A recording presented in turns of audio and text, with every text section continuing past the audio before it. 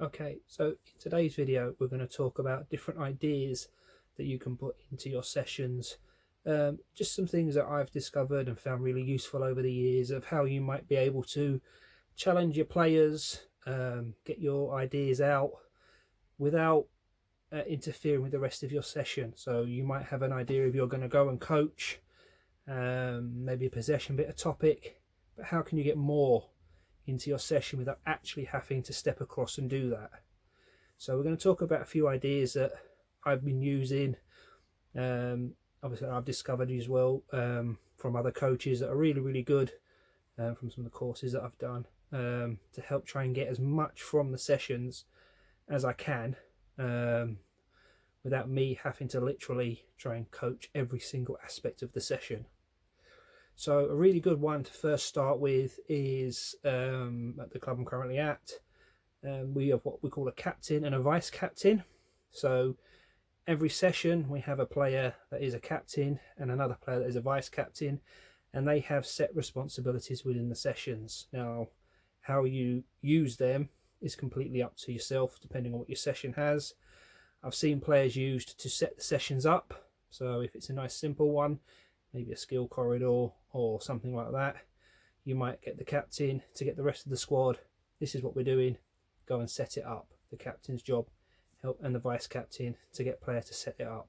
It might be the captain's job is to organise something, maybe rondos or some kind of game while you're setting up the session. It might be your captain is to keep players focused, looking at paying attention, things like that within the session. How they do it, again, gives you an insight as a coach into what players are what. At the end of the session, your captains might be the one who you designate how the squad goes and collects all the equipment in, who moves goals, who picks cones up, things like that. It gives session responsibility, it gives leadership, it helps with the social corner, helps you as a coach find out who are your big personalities, who are your maybe not so big personalities, do they need a bit of help with it, which is why you have a vice captain. And then it depends on how you want to use this. Like I say, the club I'm at now, they train 2 to 3 times a week and play on Sundays, so the captain would be the captain for that particular week. So that would be between 2 and 3 training sessions and the game on Sunday. And the following week it would be another person who would be the captain. But these are brilliant ideas for just giving everybody responsibility within the sessions, and player ownership. Something else that I found really good to use within a session is we get to things like games at the end, or if we've got odd numbers or things like that, and it really doesn't quite help. How can you still include everybody within the session? So I found making players referees is something that's really helpful. So if I'm wanting to do, say, a 3v1 rondo, and it works out that maybe I've got a couple of odd players, instead of adapting a square, I might for 3 or 4 minutes say, so you're going to referee that particular 1 or 2 rondos, you're going to referee that particular 1 or 2 rondos, and then I can put them in, taking other players out, and again I can step back, focus on what's going on, and then them players have got responsibility for refereeing and making sure everybody's doing everything in that particular set properly. Again, I've done this in matches at the end where instead of having a floater or an overload, I've put a player, you're going to referee for 5 minutes. Then I've swapped it for somebody else, and so on and so forth. It also gives players a really good idea and understanding of, what it is to be the referee. We always talk about respect for the ref, and if you can put a player in that position, it gives them a little bit of an idea around that going into game days. As a way, it's another way of helping. So if your numbers not quite right, it's just an idea of how you might still be able to include that player in the session, but without actually disjointing what you already had. Another little brilliant thing that I found for sessions is post-it notes. These can be used in a variety of different ways. on what you want to get out of your session. So you might be able to pull a player aside, give them a post-it note, let them read it, get back into the session. That way nobody else hears what's going on. So if you've got, say, a wide player that you want to make a particular run against a fullback, if I'm speaking to him, then the fullback might hear it, or another player on his team might hear it and might, he's going to try and make an out to in run every time the ball comes in. But give him a little post-it note, he can read it, put it away, and I can see how that works against a player who doesn't know what's coming. Another good one is if you want to give players their roles or responsibilities. You might also do this within this session, so you might give players before you go in each little session. So this little one would be for my number 4, and what I have there is in possession, I want him to play forward whenever possible. When he's out of possession, I want him to try and protect the centre backs by screening and protecting. And then I've got on my side, I've got my 2 little transition ones, which obviously in possession, into possession. So we're going from out possession into possession. I want him to secure the ball with a simple first time pass.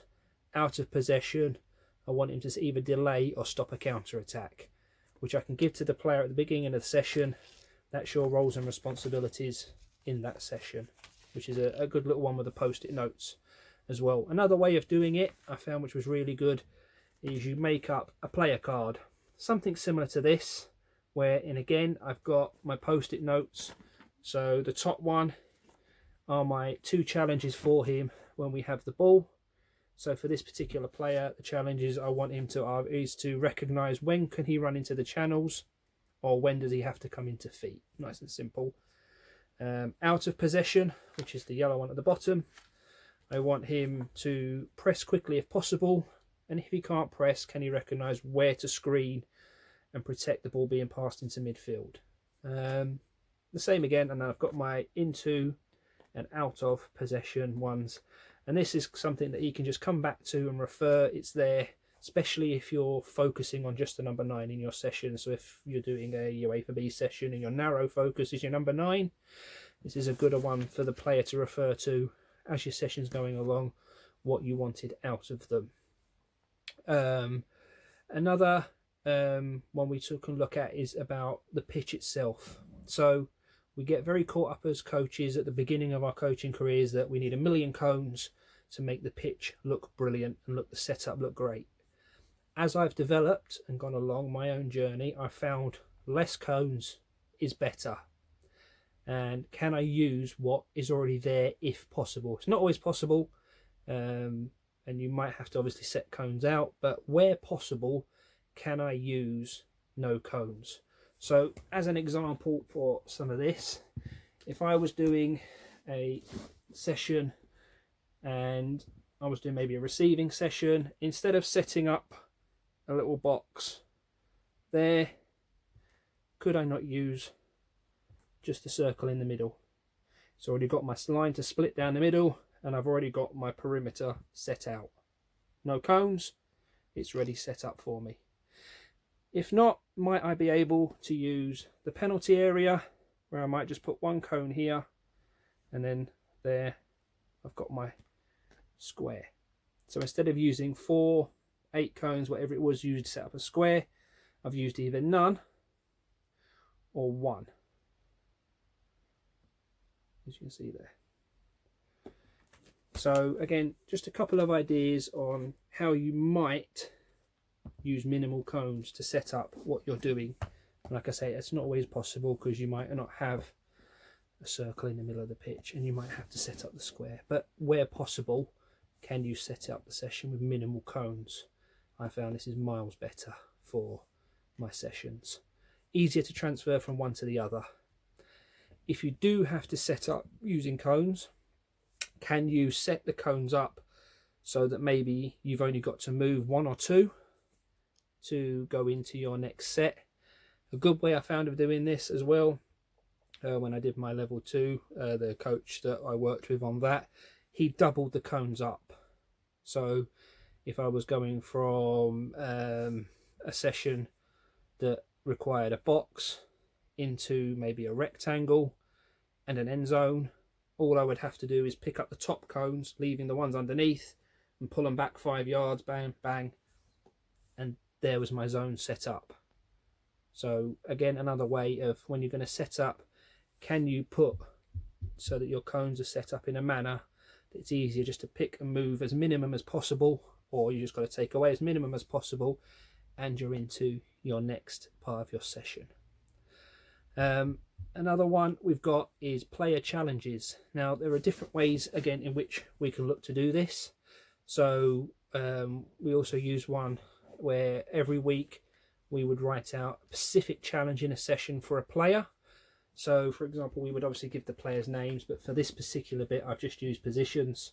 So my goalkeeper, in this particular set, maybe I've put within the session, where possible, in the small-sided games, in the match at the end, can he sweep passes up over the top? That's his own little challenge within the session. So I don't have to mention that to him. That's what I'm looking for out of him. Or my right back, can he always have an open body shape to see everything going on at the time? So again, that's his own challenge within the session, without me having to keep referring to him. Or my left back, can he not lose a 1v1 duel in this particular session? So I might not have to coach any of that, because hopefully they think about that and they obviously try and stick to their challenge in the session as well. To help them remind that, the post-it notes come back in again. So you might then, instead of having it on a board where they might have to keep coming back to, if you want to use a post-it note, you can, players put it on the board, players come and take it off. They know their name would normally be written on it, but for this I've just put numbers. So this would be, say, for whoever my number 8 is, my talented centre mid, can he find 7 or 11 as quickly as possible when he gets on the ball? And that would be his challenge within the session. So I'm looking for him to play wide, but without me having to keep going in and stopping it, because I might be working on defensive transition, but I still want to be able to get something else out of it for that particular player. So his own little individual challenges, when he gets it, can he find the 2 wide players nice and quickly if possible, which then allows me to work on something else. So I've got 2 things going on for that player at the same time. Another good little one we put in quite a lot is team challenges. So from the start of the session, we may split into 2 teams, for example, blue and red. And through the whole session, I might put this on the board, and again within those 2 teams I might have, like, we've got a session captain, but then I might have just another captain in each another captain on the other team, just when we're doing the challenges.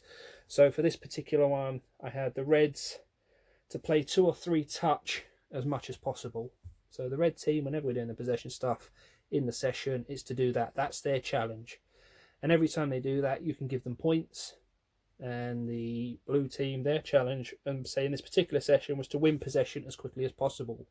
So again, you award points for every time they win the ball back within 5 seconds, 7 seconds, whatever your objective is when they win it. Obviously this team, every time somebody moves the ball within less than 3 touches, you can give them a point. And then at the end of the particular phase of that session you're doing, the team that has the most points gets 15 points or whatever it is. And then you move into the next part of the session, and again, the team that sticks to these challenges the most, and you can change the challenges depending on what you're doing. That's completely up to you. You might have a different set of challenges into each part of your session, and then at the end of the session, the team that loses would have to do a forfeit. Again, the boys might make what that is. Could mean they get their teammates to do some sprints, might get them to run around the whole pitch, whatever it is. But it keeps the competition up throughout the whole session, because obviously you don't want to be doing the forfeit at the end. So we use team challenges as well to keep things competitive and to try and keep the tempo high, because obviously one of the worst things as a coach is when the tempo drops, how do we get it back up?